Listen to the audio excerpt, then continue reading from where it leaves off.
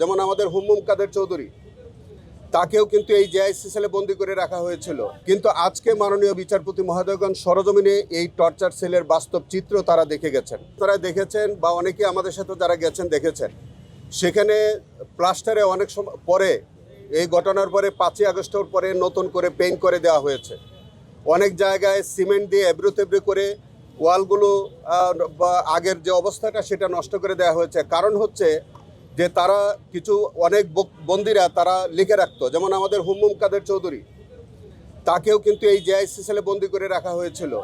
তাই তিনি কতদিন বন্দি ছিলেন তার নিজের হাতের একটা লেখা ছিল, এবং HQ/C নামে একটা প্রতীকী ব্যাপার ছিল, সেটি কিন্তু তারা সাদা রং করে প্লাস্টার করে দিয়েছে। যদিও প্লাস্টারের পরেও তার এই লেখাটা কিন্তু এখনও জেআইসি সেলের একটি রুমের মধ্যে বন্দি, মানে এখনই কিন্তু বিদ্যমান আছে।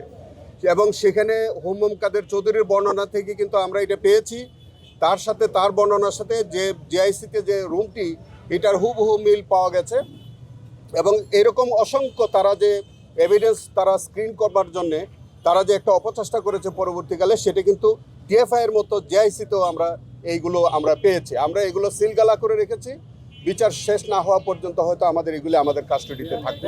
আমাদের প্রচলিত আইনে, আমাদের ফৌজদারি কার্যবিধি 539-এর বিতে যে কোনো বিচারকের, ইভেন দেন হাইকোর্ট ডিভিশনের বিচারপতি সহ যে কোনো বিচারককে ঘটনাস্থল পরিদর্শনের আইনগত বিধান আছে।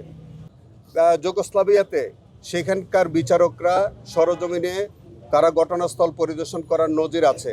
অনেকগুলো কেসগুলোতে আমরা পেয়েছি যে সেখানে যে বিচারগুলো হয়েছে রুম স্ট্যাটিউটের আওতায়, সেখানে তারা বিচারপতিগণ সরজমিনে ঘটনাস্থল পরিদর্শন করেন। আজকে যেভাবে আমরা পরিদর্শন করেছি সেইভাবে স্বচ্ছতার স্বার্থে এবং নিরপেক্ষ এবং আন্তর্জাতিক মান সম্পন্ন একটি বিচার প্রক্রিয়ার জন্যই এই পরিদর্শনের ব্যবস্থা করা হয়।